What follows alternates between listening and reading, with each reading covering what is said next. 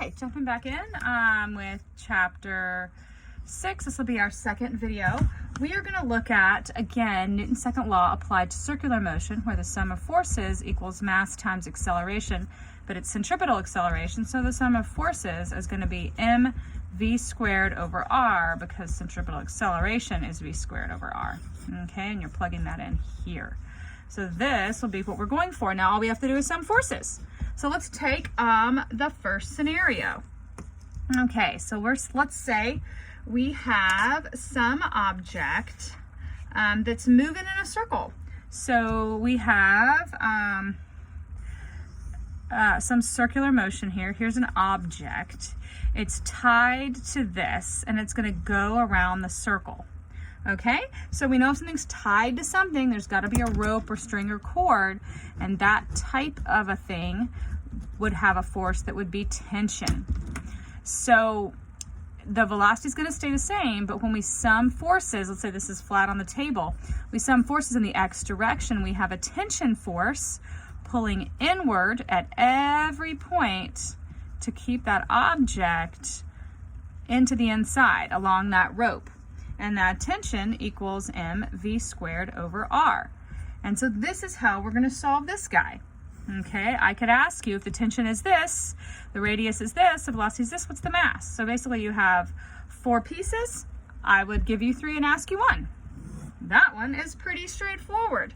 Now, when we talk about a car, oh boy, I don't need to draw this. This is a car.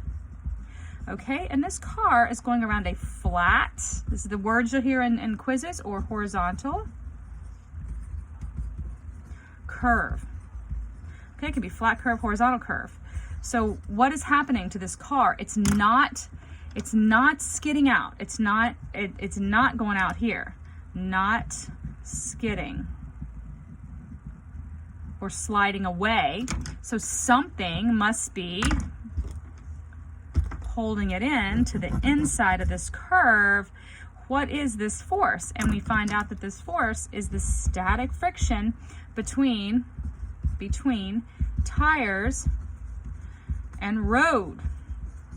Okay, now when we look at this, we have to flip the car away from us. So we look at the car straight from behind. It's on a flat curve, but the curve is in the x direction. In the y direction, we have weight down equally opposed by the normal up. These are equal magnitude vectors because the car is essentially from the back totally flat.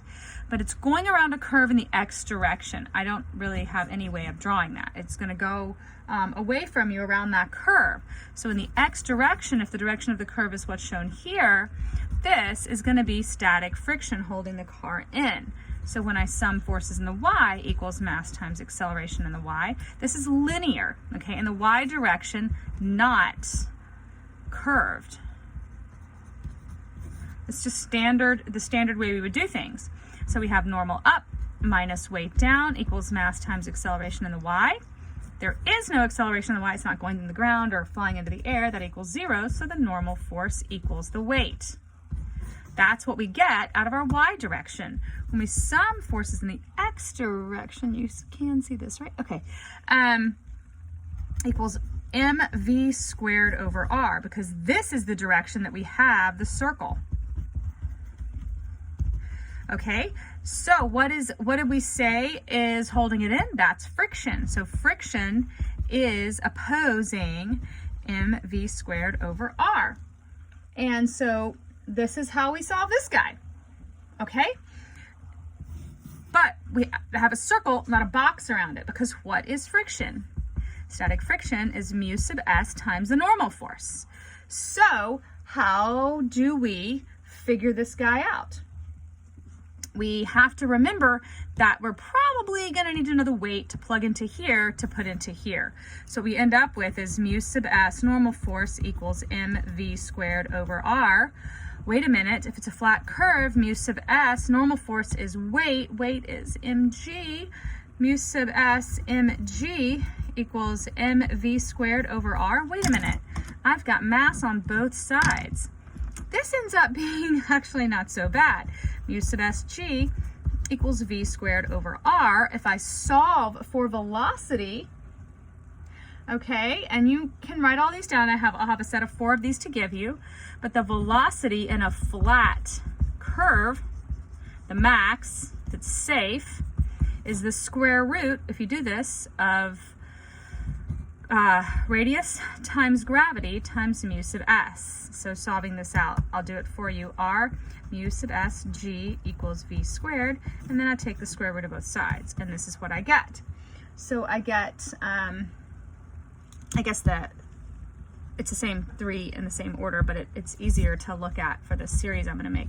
So mu sub s rg is the max velocity in a flat curve. It doesn't matter the mass of the vehicle. Now, this is why there's one speed limit on an off-ramp or on a curve in a highway. There's one speed. Yes, technically we do tell trucks to slow down because we actually take into account wind or things like that. But this is, I put a star beside this. This will not appear on your equation sheet, but I might want to ask you this. I could ask you, if you write it out like this, you will have to do the derivation. But if you write it out like this, I'm going to give you the velocity, the mu sub s, the r, or the g. I'm going to give you 3 of those 4 and ask you for the other one.